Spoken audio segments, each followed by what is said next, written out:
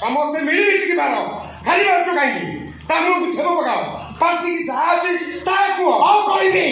ଏଇଟା ବୋଲା ଚାହିଁ ମୁଁ ଆକୁ କହିବି ହଁ କହିବ ମୁଁ ଜାଣିଛି ତମେ ସବୁଠାରୁ ବେଶୀ କହିବ କାରଣ ତମର ସବୁଠାରୁ ବଡ଼ ଉପକାର ଆସିଥିଲା ଏଇ ଭଗିଆ ମୋ ହାତରେ 5 ଲକ୍ଷ ଟଙ୍କା ଧରି ଦେଇଥିଲା ଏଇ ଭଗିଆ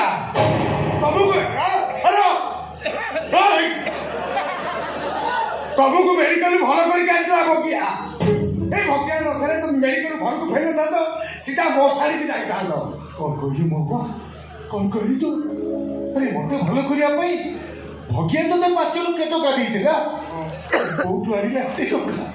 ଆରେ କୋଉଠୁ ଆଣିଲା ସେ ଏତେ ଟଙ୍କା ମଲ୍ହାର ମାଣିଆ ପାଖରୁ ଭାଗବତ ମଉସା ବୁଆକୁ ମଲ୍ହାର ମାଣିଆ ମାରିଲା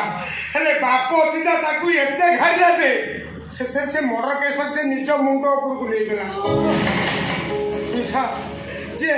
ଜୀବନ ଗୋଟେ ଚନ୍ତା ପିମ୍ପୁଡ଼ିଟିଏ ମାରେନି ସେ ତୁମ ପୁଅ ତମେ ତାକୁ ଜନ୍ମ କରିଛ ସେ ମଣିଷ ମାରିଲା ବୋଲି ତ ଭାବିପାରିଲେ କେମିତି ମୁଁ ତମକୁ ସବୁ କଥା କହିଥିଲି ସବୁ କଥା ଜାଣିଲ ସବୁ କଥା ବୁଝିଲ ଏଥିରେ କ'ଣ ବିଚାର କରିବା କଥା ତମେ ବିଚାର କର ତମେ ବିଚାର କରେ ଆଉ କିଛି ବିଚାର କରିବାକୁ ନାହିଁ ମୋ ବାପି କେବଳ ମୋ ଭାଇର ଗୋଡ଼ ତଳେ ପଡ଼ି ଯିବାକୁ ଇଚ୍ଛା ହଉଛି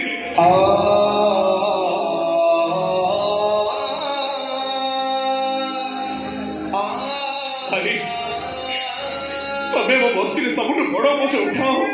ଏକଥା ମୁଁ ଜାଣିଛି ହେଲେ ତମେ ଏତେ ବଡ଼ ପଛ ଉଠେଇ ପାର ସେ କଥା ମୁଁ ଜାଣିନଥିଲି ଖାଲି କହୁଥିଲି ତମ ଭାଇ ବୋଲି ପରିଚୟ ଦେବାକୁ ମତେ ଘୃଣା ଲାଗୁଛି ଆଜି କହୁଛି ତମ ଭାଇ ବୋଲି ପରିଚୟ ଦେବାକୁ ମତେ ଗର୍ବ ଲାଗୁଛି ବାରମ୍ବାର କହିବାକୁ ଇଚ୍ଛା ହଉଛି ମୋ ନଖି ଜାଣି ପୁଅ ଭଗିଆର ସାନ ଭାଇ ମୋ ନଖି ଜାଣି ପୁଅ ଭଗିଆର ସାନ ଭାଇ ତମେ ମତେ କ୍ଷମା କରିଦିଅ ଭାଇ ତମେ ମତେ କ୍ଷମା କରିଦିଅ ତୋ ମୁହଁକୁ ଚାହିଁବାକୁ ମୋର ଇଚ୍ଛା ନଥିଲା ହେଲେ ଏବେ ତୋ ମୁହଁଟା ମତେ ନିଜର ଲାଗୁଛି କାଲି ଯାଏ ମୁଁ ସିନା ତୋ ବାପା ଥିଲି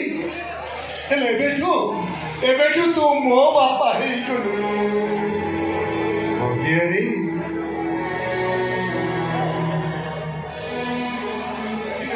ଭଗିଆ ମୁଁ ଚାଲି ନଥିଲି କେବଳ ମତେ ବଞ୍ଚେଇବା ପାଇଁ ତୁ ମିଛରେ ଅପରାଧୀ ପାଲଟି ଯାଇଛୁ ଆରେ ଭଗିଆ ପାରିବୁ ଯଦି ତୋର ଏ ଦୋଷୀ ବାପାଟାକୁ କ୍ଷମା କରିଦେବୁ କ୍ଷମା କରିଦେବୁ ରେ ମତେ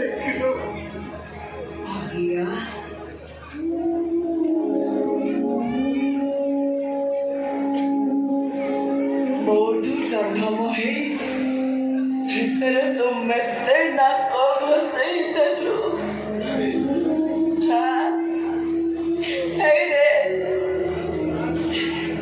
ମୁଁ ମୂର୍ଖ ଲୋକ